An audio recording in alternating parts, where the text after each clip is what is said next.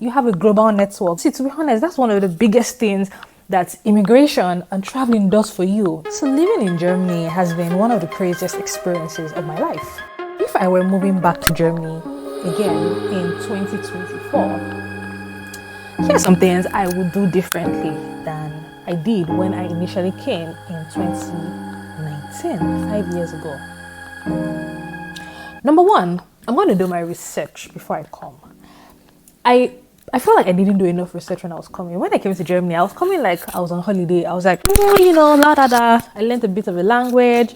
I did a few things, but I didn't research. I researched a lot about the process of getting there. I didn't research about what happens after, which is one of the reasons why I created this channel. And what happens after is very important. I will do my research on what should happen after. What's the documentation I need to do? What kind of people do I need to meet? What's the weather like? What's the impact of it? Just knowing what the weather like is not enough. What's the impact of weather? I didn't know anything about SAD, seasonal depression. I didn't know anything, I just feel like, of course you can't know everything, but you can equip yourself to know way more than you know. So I think I'm going to do my research. That's number one. The next thing I'm going to bring more African food and less African clothing.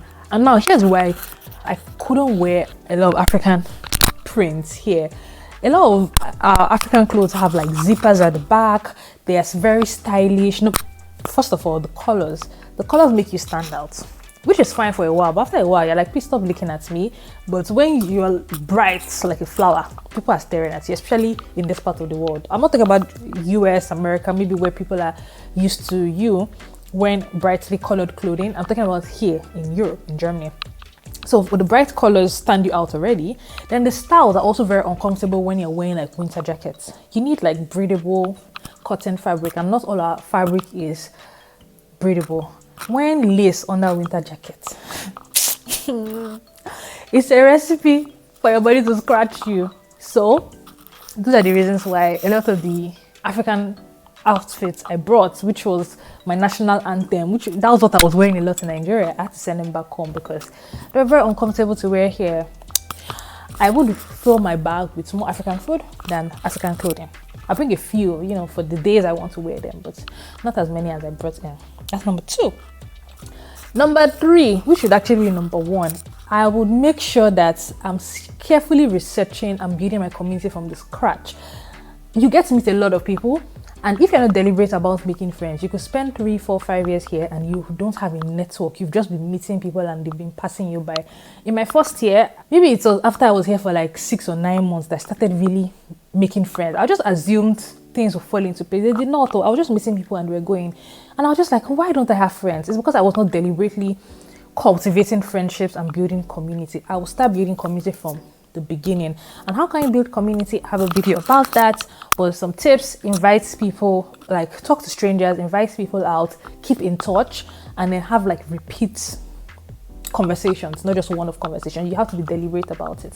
And I would carefully select the people I build a network with. You want to build networks with people that you actually really like or that are going in the direction that you're going. Else you're going to be derailed. You did not become an expert and immigrants come and be, wishy-washy. You have a goal. You're here for a reason. So that's number three.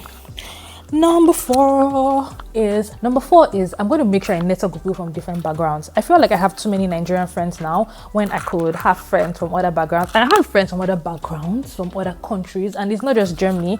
I'm just talking about friends from Latin America, friends from different parts of the world. I feel like I made too many Nigerian friends as soon as I came in, which was helpful for me. But then now I have a very big Nigerian network and a small international network. I want to have friends that maybe they're leaving the country and like, you know what, I'm inviting you to Latin America. You're my friend. I want to have friends from all over the world. And see, to be honest, that's one of the biggest things that immigration and traveling does for you. You have a global network, but if you don't build that network, you'll just be out of the country and you have your local network as if you never left. So now, one of the things I'm going to do in 2024 is to build my global network. So people from different countries, please invite me out. I want to hang out with you. I want to know more about you. I want to organize trips to your country. I want to go to Latin America. I want to go to Asia. And I want to go to friends. I want to visit friends in these countries. And why have I been out of my country if I don't have friends from other countries? Please make it make sense.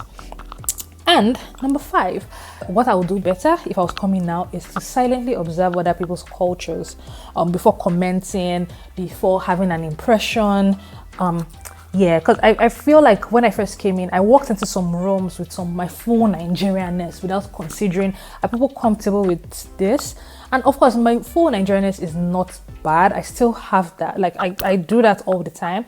But you have to make space for other people. I feel like sometimes when we're not thinking about other people in how we interact, and this is not every time, this is just when we get into their spaces or when we are visiting people, when we're talking to people, it's important for you to also observe, basically just understand people a bit more, understand their cultures, understand their likes and dislikes. People like you when you actually listen to them, and it's also listen to their body cues.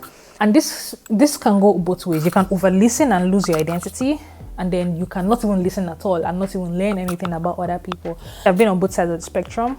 I think I'm a good balance now.